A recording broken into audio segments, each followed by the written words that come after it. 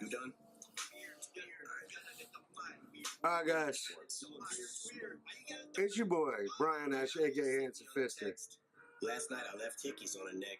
Right now I'm listening to that Kill Shot from Eminen.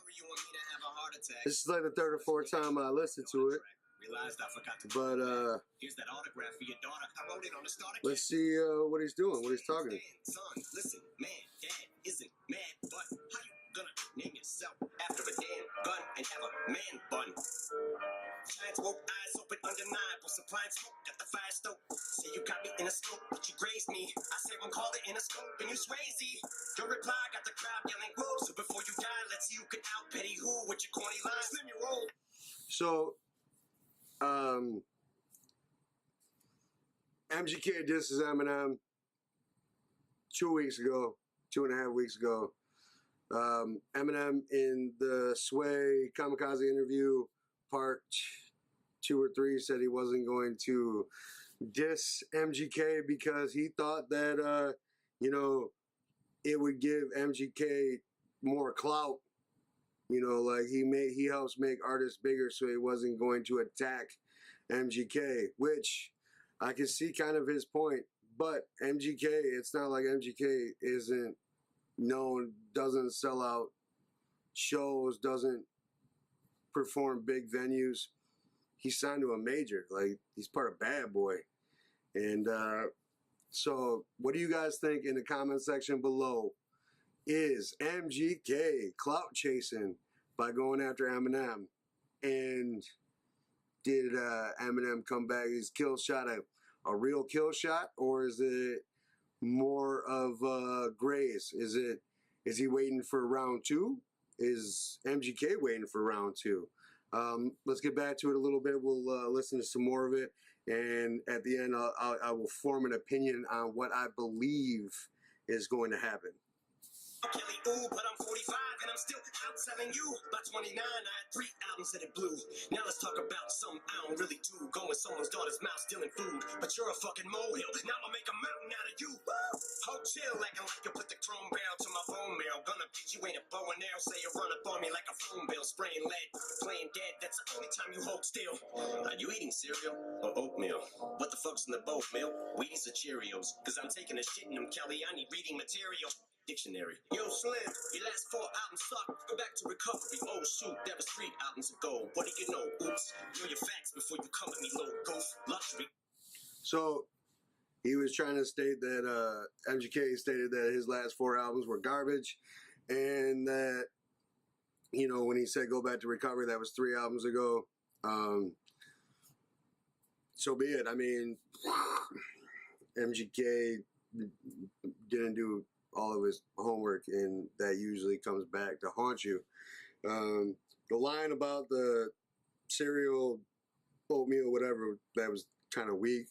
But like I said in the beginning, I believe Eminem's kind of like waiting for, you know, round 2. I think MGK's waiting for round 2. Let's see. You broke bitch, yeah, I had enough money in 02 to burn it in front of you, ho. Younger me, no, you don't whack me. It's funny, but so true. I'd rather be 80-year-old me than 20-year-old you. Till I'm hitting old age, still can fill a whole page with a 10-year-old's rage. Got more fans than you in your own city, little kitty, go play. Feel like I'm babysitting Lotte. Got the ditty okay, so you spend your whole day shooting a video just to fucking dig your own grave. Got you get your own wave, I'm the Philly goat. You ain't never made a list. Next to no Biggie, no Jay, next to Taylor Swift. And that Iggy hole. He does have a point. He is considered in most circles top 5, top 10, dead or alive, one of the greatest MCs to ever grace a microphone. Period. MGK is never even in that conversation, but yet MGK is 29 and has been in the game for 20 years. You know, it was kind of weird because I got into a conversation with some young guys that I worked with. Younger guys, they're like 19, and then I started to think about it. I'm like, holy shit, these guys weren't even alive when, like, Hi, My Name Is, or I Still Don't Give a Fuck came out, or I don't give a fuck, or I still don't give a fuck came out, or when, you know, Bad Meets Evil came out on that first Slim Shady LP, or then when they weren't even alive when the Marshall Mathers LP came out. Like, can you believe that? Like, the Marshall Mathers LP, like, had one of the greatest songs ever. Like, it had everyone, yeah, fuck you, fuck society. Like, yeah, I am whatever I say I am. You know what I'm saying? Like, damn, like, these guys weren't even around for that. They weren't around for, like, Ja Rule, Cannabis, all the other early beefs. They were like, they weren't even alive. Like, their parents were, but they weren't even like alive. Like, I was in middle school, high school for that. Like, and dude, that shit was live. Like, I remember seeing like flyers with like M's face on it, and you know, then all of a sudden, like, he blew up when I was like a sophomore in high school. Yeah, I'm a whole fucker. Blew up when I was like a sophomore in high school. We drive to school to listen to it. Like, yeah, I still don't give a fuck. You know, when we're driving to school, like, dude, that was classic material for me when I was a kid. And like, yeah, you know, the game's changed a lot. Hip hop has completely changed. Now, I told them that me personally, as a hip hop artist, critic, guy who listens to hip hop, pretty much only listens to hip hop and R&B and some rock and roll.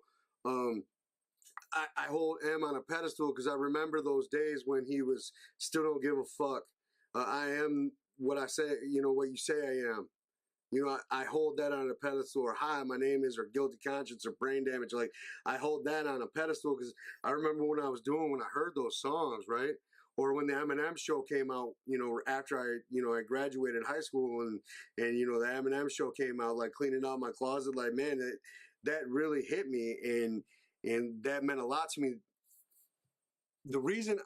One of the reasons I picked up a microphone is Biggie, because he died when I was 11, 12, and Tupac and Eminem and Nas. Those were like those were the reasons I ever picked up a microphone. I ever put, you know, Method Man. I'll never forget Method Man because I like to rock with left-handed MCs, Eminem, Meth, you know, because I'm left-handed and that's just what we do. Like, we stick together because there's very few of us. And so, yeah, I think a lot of us hold him on a pedestal, but at the same time, because we hold him on that pedestal, we do not have him accountable for the music that he also puts out. Like, if he puts out garbage, we got to call him on his garbage. If we don't put him out on that, then we're letting everybody else slide. So let's get back to it. Let's finish listening to some of this diss. About to really blow, Kelly, they'll be putting your name next to John, next to Benzino Pie, motherfucker, like the last motherfucker saying Haley in vain, alien brain. Missed, yeah, my biggest flops are your greatest hits. The game's mine again, and ain't nothing changed but the lock. So before I slay this bitch, I'm give Jade a kiss. Gotta wake up late, but data this. Being rich shamed by some prick using my name for clickbait in a state of bliss, cause I said his goddamn name. Now I gotta cock back aim, yeah, bitch, pop champagne to this. It's your moment, this is it, as big as you're gonna get, so enjoy it. Had to give you a career to destroy it. Lethal injection, go to sleep 6 feet deep. I'll give you a beat for the effort, but if I was 3 foot of So yeah, so that's him talking about, you know, giving MGK a career so he can destroy it, because, you know, in that interview, Eminem had said that, you know, he was talking so recklessly about Haley and everything, like he had like a whole press run about it, and he just felt like that was garbage. Like, why do all that? Like, shut the fuck up, right? But anyway, at the other side, like, you know, if M did some of the stuff that MGK said he did, then that's garbage. But M said that shit wasn't true. But at the same time, like, I don't know. So, I mean, you did see a steep incline with MGK and then a plateau, and then he went down a little bit, and then he went back up. And I believe that a lot of the shots that he had with Eminem and them going back and forth had something to do with that, regardless, because he is not allowed on Shade 4 or 5, and Sway kind of admitted to it that with the beef going on that he wasn't going to have him on, like, but they had ICP on. They let him talk. They let those two guys talk about the beef with Eminem, but not MGK. Come on, Sway. Anyway, let's get back to it. You look up to me, and for the record, you would suck a dick to fucking be me for a second. Ooh. Like a boss, like to get on my channel. Give your life to be a solidified. This motherfucking shit is like Rambo when he's out of bullets. So we're good as a fucking machine gun when it's out of ammo. Had enough of this tatted up mumble rapper. How the fucking him and I battle? They'll have to fuck him in my flannel. I'll give him my sandals, cause he knows long as I'm shady, he's gonna have to live in my shadow. Exhausting, letting off on my offspring. Like a gun barrel, bitch, get off me. You dance around it like a sombrero. We can all see you're fucking salty, cause young Gerald's Alright, so he went hard. Em went hard in the paint there.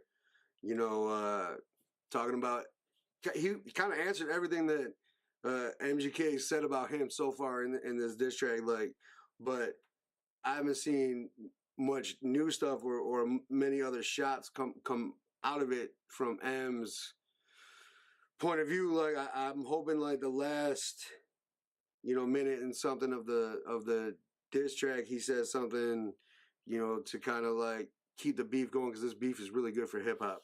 Let's see. inside a Halsey. Your red sweater, your black leather. You dress better, I rap better. That a death threater, a love letter. Little white toothpick thinks it's over a pick. I just don't like you, prick. Thanks for dissing me. Now I had an excuse on the mic to write, not a light. But really, I don't care who's on the right. But you're losing the fight, you pick. Who else won it? Cows, attempt, fails, button, nails, fucking nails. In these coffins as soft as hot nail. Kill shot, I will not fail. I'm with the cop still, but this idiot's boss pops pills and So yeah, now he's talking. Now he is going into it a little bit, talking about how he's still with Dr. Dre, still doing his thing, and still, you know, whatever. And let's see. But this spurred more beef, and I'll get to that after this. He's got skills, but Cal's the day you put out the hits. The day Diddy admits that he put the hit out, they got pot kill. I'm sick of you being whack and still using that motherfucking auto. That was the line that got Jay Electronica all mad. So let's finish this up real quick. I think Eminem did his thing. I think it was kind of on par with what MGK said. So I mean, did he murder MGK? No, he didn't. Is this a good diss track? Yes. Is it like no Vaseline or ether? No. I think he should have ethered MGK. And then if MGK came back and said something else, then you know Vaseline him. Because in my life, if you guys don't know, ever heard of ether or no Vaseline? Those are like the two greatest diss tracks of all time. No Vaseline was Ice Cube's against NWA, Eazy-E, Dre, all them. And then Ether was Nas's against Jay-Z.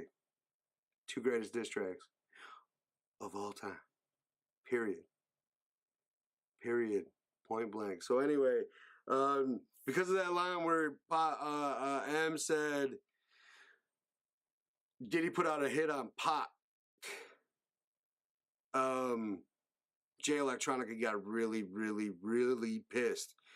Now, granted, back in the mid-90s, there was a lot of East Coast, West Coast things going on, and I'm sure a lot of people were putting hits out on Biggie and Pac because they wanted this shit to end, because there was a lot of gang shit going on in hip-hop and a lot of crazy, crazy shit going on in hip-hop at that time, and it was absolutely insane to be an artist then. It was crazy. And another thing that these young boys don't realize, that like back in those days, like Jay-Z blew up after Big and Pac died, even though Reasonable Doubt came out first, before those two died. And if Pac didn't die, even though Dre left, Dre was still working with Pac. So like, if Pac didn't die, like Dre wouldn't have been looking for like the next coming. artist. So, I mean, nobody dropped an album in the same year that Snoop Dogg, Dre, Pac, Big,